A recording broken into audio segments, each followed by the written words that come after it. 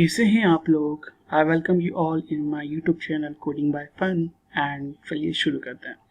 So today's question is to find GCD of array. So previously we have seen how to find the LCM, how to add two fractions, and also how to find the GCD of two numbers. But in this question we have to find the GCD of the whole array.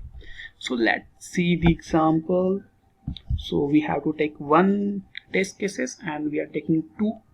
What two is the number of numbers in the array. So and what are the numbers? 5 and 10. So just we have to find the GCD of these two numbers. But what if the array size is greater than these two numbers?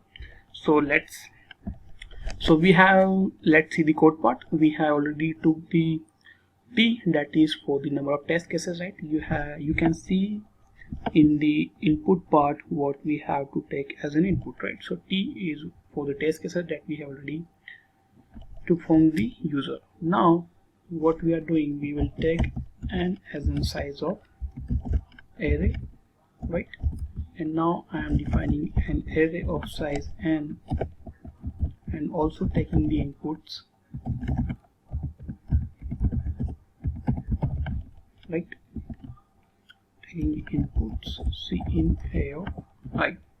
So now I am making a variable k and putting the a of 0 in it, right? Now what I will do, I am making a for loop, but now I is from 1 because I have already used the 0th position that I have already put at that value in variable k. And what I will do, I will proceed to n length. Now I will find GCD in a variable, let's say c equals to, this is the inbuilt function for finding the GCD. Now every time I will use this k, instead of this c, let's take it k. We can update the k variable and k comma a of I. So every time what I am doing, I am taking the ai, the value of the value of the arrays at position I, that is 1, and k. So initially k have the 0th position. So 0th position and 1th position of the array we are finding the GCD, and I am putting that into the k. Now next time when I plus plus, I will be 2, and GCD of that previous GCD that we have already find and put it into the k, comma the second position of the array, we will find the GCD of that term. And at the end, all the arrays, all the array elements GCD will be known to us, and that will be in the variable k. So let's print the k. That's all, right?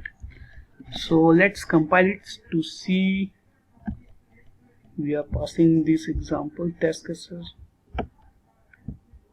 or not. So let's see it first. So yes, for the example we have the output 5 and the same is here. So let's submit it to check the or we are passing the all test cases or not. So this was a basic logic that we have already used in the previous videos, where we have find the GCD of two numbers. Now we are finding the GCD of the whole array. So our code is accepted. So that this is how we have to find the GCD of the whole array.